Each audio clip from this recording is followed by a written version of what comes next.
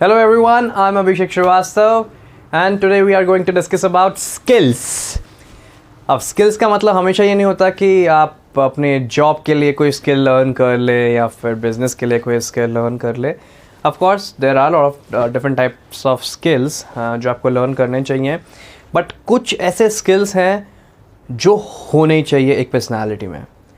एक इंसान के पास वो स्किल्स होने चाहिए जिससे ग्रोथ एक्सपोनेंशियली हो सके.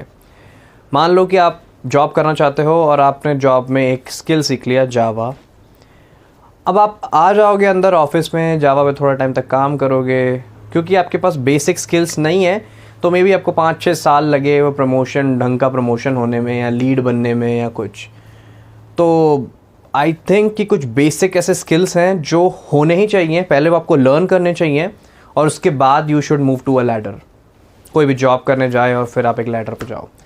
तो अगर उन स्किल्स की बात करें तो फर्स्ट इज़ लीडरशिप स्किल.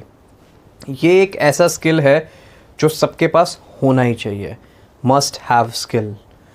अगर आपके पास लीडरशिप स्किल नहीं है तो फिर आप जॉब तो करोगे बट आपकी ग्रोथ जो है वो मे बी कॉन्स्टेंट रहे, पर ऐसे हाई ग्राफ पे तो नहीं रहेगी अगर आप में लीडरशिप स्किल्स नहीं है. तो आप जॉब में एंट्री करोगे, स्किल लर्न करोगे, जो भी बताया जावा, पाइथन, सेल्सफोर्स जो भी है उसके बारे में आप पढ़ोगे. फिर कोई आपको केटी देगा, नॉलेज ट्रांसफ़र करेगा और फिर आप काम करना चालू कर दोगे. में भी 1-2 साल तक काम करोगे, हाइक हो जाएगी. बहुत नॉर्मल सी मीडियोकर लाइफ आपकी चलती रहेगी उस पर कि एक साल में 10%, 5% हाइक हो रही है. पर अगर आपके पास लीडरशिप स्किल है, you can lead a team, या फिर आप हमेशा प्रोएक्टिव अप्रोच रखते हो, आप हमेशा सामने वाले आप हमेशा सोल्यूशन ओरिएंटेड रहते हो और आप ईगर रहते हो लर्न करने के लिए कि आगे क्या होने वाला है, इनोवेट कैसे कर सकते हैं. इस तरीके का अगर अप्रोच रखते हो आप, तो आपके पास लीडरशिप स्किल्स हैं या फिर आपको लर्न करने चाहिए. तो first thing is leadership skills. ये आपको पहले करने चाहिए जॉब में जाने से पहले. ग्रूमिंग. तो when you enter in an office or when you enter in a mall, when you enter in somewhere, तो आप कैसे दिख रहे हैं ये बहुत मैटर करता है. तो groom yourself, learn about grooming. There are different seminars, there are different classes, there are different YouTube channels जहाँ पे grooming के बारे में बताया जाता है कि एक प्रोफेशनल वर्ल्ड में कैसे ग्रूम करना चाहिए, आप डे टू डे लाइफ में कैसे ग्रूम करें खुद को. आई मीन फॉर जिम के लिए भी कुछ एटिकेट्स होते हैं before going to the gym, like using deodorant, using a towel. There are lot of things which you should do before going to the gym. तो grooming is a must. Leadership skills आपने acquire करें ताकि आप अपने जो भी आप काम करना चाह रहे हो, चाहे बिजनेस हो चाहे जॉब हो, उसमें आप अपना लीडरशिप का स्किल दिखा के you can lead yourself and lead your team and you can grow. Then grooming, जिससे कि आप अच्छे दिखो, कैसे कैरी कर रहे हो खुद को, कैसे आप हेयर रख रहे हो, कैसे आप बियर्ड रख रहे हो, क्या आप पहन रहे हो, सब कुछ डिपेंड करेगा आपकी ग्रूमिंग पे. और पहला first impression is the last impression kind of thing. तो आप कैसे दिख रहे हो उस पर बहुत डिपेंडेंसी है. Trending platform. तो अगर आप जॉब या बिजनेस करने जा रहे हो तो आपको पता होना चाहिए कि आपके सराउंडिंग्स में क्या चल रही है. फॉर एग्ज़ाम्पल कि 10 साल 20 साल पहले इंटरनेट नहीं था या ऑनलाइन प्लेटफॉर्म्स नहीं थे, सोशल मीडिया नहीं था, तो आपको पता होना चाहिए था कि ऑफलाइन आपके आसपास क्या है, कैसे जॉब मिल सकती है, कैसे एक बिज़नेस खड़ा किया जा सकता है, किस कोचिंग आपके आसपास की कोचिंग कौन सी बेस्ट है या कौन सा अच्छा स्कूल है. तो हमेशा ट्रेंडिंग प्लेटफॉर्म पे रहें. अगर अब ऑनलाइन सब मूव हो गया है तो आपको ऑफलाइन की नॉलेज तो ऑलरेडी होगी, आपको वहाँ का भी पता होना चाहिए, बट ऑनलाइन क्योंकि चल रहा है तो आपको ऑनलाइन स्किल्स एक्वायर करने चाहिए. डिजिटल मार्केटिंग में क्या होता है, किस किस प्लेटफॉर्म का यूज़ किया जाता है, इंस्टाग्राम पे कैसे ग्रो करते हैं, फेसबुक पे कैसे ग्रो करते हैं. ये ट्रेंडिंग प्लेटफॉर्म मैंने यहाँ पे इसलिए लिखा है ताकि आप सिर्फ एक आईटी जॉब या फिर एक पर्टिकुलर फील्ड के लिए नहीं जाए. आपको पता होगा कि ऑनलाइन क्या चल रहा है और कहाँ कहाँ से आप पैसे कमा सकते हैं, तो आप उस प्लेटफॉर्म को यूज़ कर सकते हैं. तो ट्रेंडिंग प्लेटफॉर्म का हमेशा याद रखिए कि ऑफलाइन है तो आपको ऑफलाइन के बारे में पता होना चाहिए कि कहाँ पे क्या है, किस तरीके की जॉब या किस तरह का बिज़नेस खड़ा किया जा सकता है।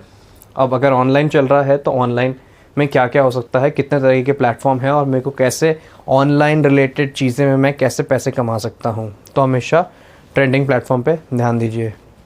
पब्लिक स्पीकिंग, मुझे ऐसा लगता है कि public speaking is one of the skill जो सबको आना चाहिए।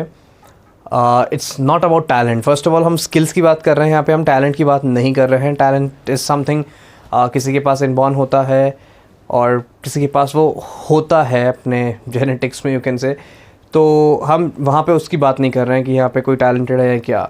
हम स्किल्स की बात कर रहे हैं कि आप कैसे कुछ करके लर्न कर सकते हैं स्किल, ताकि आप खुद को ग्रो कर सको। तो पब्लिक स्पीकिंग, लोगों के सामने बोलना, और हमेशा ज़रूरी नहीं है कि एक इंट्रोवर्ट इंसान पब्लिक स्पीकिंग नहीं कर सकता, ही कैन और शी कैन, ठीक है। तो लोगों के सामने आपको बोलना आना चाहिए। ये एक लीडरशिप का पार्ट ही है कि आपको जब एक टीम को लीड करना है तो उनके सामने कुछ ना कुछ बोलना पड़ेगा।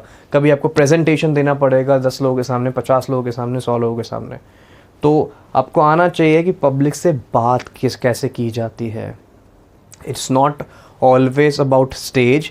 एक केबिन में भी हैं 10 लोग हैं और मीटिंग रूम में अगर आप कुछ बोल रहे हो किसी को तो लोग कैसे इन्फ्लुएंस होंगे, कैसे आपकी बात सुनेंगे, तो डिपेंड्स ऑन एवरीथिंग। तो public speaking is a must. Emotions, अब ये मैं बिज़नेस और प्रोफेशन जो भी है आपका, जॉब वगैरह, उसकी बात तो कर ही रहा हूँ। इमोशंस सब चीज़ों में आपको काम आते हैं। आपको कैसे इमोशन को हैंडल करना है, ये दोनों आपकी लाइफ में भी इम्पॉर्टेंट है, पर्सनल लाइफ में भी, आपके प्रोफेशनल वर्ल्ड में भी इम्पॉर्टेंट है। अगर आपको इमोशंस हैंडल नहीं करने आते, अगर आप मैनेजर बन जाते हो और आप you are scolding your team members, then your team, you understand right, कि आपकी टीम आपको छोड़ के जाएगी और यू विल नॉट ग्रो। तो आपको आपके इमोशंस हैंडल करने आने चाहिए कि फ्रस्ट्रेशन आपको क्यों हो रहा है, आपको किसी से कंपैरिजन के कारण कोई प्रॉब्लम तो नहीं हो रही है, आपका एंगर जो है वो कंट्रोल में होना चाहिए, या jealousy, different types of emotions there. तो आपको अपने इमोशंस को हैंडल करना आना चाहिए प्रोफेशनल वर्ल्ड में, और पर्सनल लाइफ में तो आना ही चाहिए। क्योंकि आप अगर घर पे किसी से कुछ झगड़ा करके आएंगे तो वो फिर प्रोफेशनल वर्ल्ड में निकालेंगे। तो मेक श्योर कि आप अपनी पर्सनल लाइफ बैलेंस्ड रखो। इसलिए बोलते हैं वर्क लाइफ बैलेंस होना चाहिए, कि आप अपनी प्रोफेशनल लाइफ और पर्सनल लाइफ दोनों बैलेंस रखो। और वो बैलेंस करने के बहुत बड़ा रीज़न जो है वो इमोशंस हैं, कि हमारे इमोशंस को कंट्रोल नहीं कर पाते हैं। कहीं ना कहीं कोई ईगो आ जाता है, उसके कारण लड़ाई हो जाती है, गुस्सा आ जाता है, उसके कारण लड़ाई हो जाती है। तो आपको अपने इमोशंस को हैंडल करना आना चाहिए। अगर आप अपने इमोशन हैंडल कर पाओगे तो आपके दोनों लाइफ जो है वो बैलेंस्ड रहेगी, प्रोफेशनल भी और पर्सनल भी। तो ये कुछ स्किल्स हैं, इसमें मे भी 1-2 और ऐड हो सकते हैं, बट ये जो 5 स्किल्स हैं ये होने ही चाहिए अगर आप जॉब करना चाहते हो या बिज़नेस करना चाहते हो, या अपनी पर्सनल लाइफ में भी अगर आप रखना चाहते हो ये स्किल्स, तो आपको होने ही चाहिए। तो दीज स्किल्स आर मस्ट।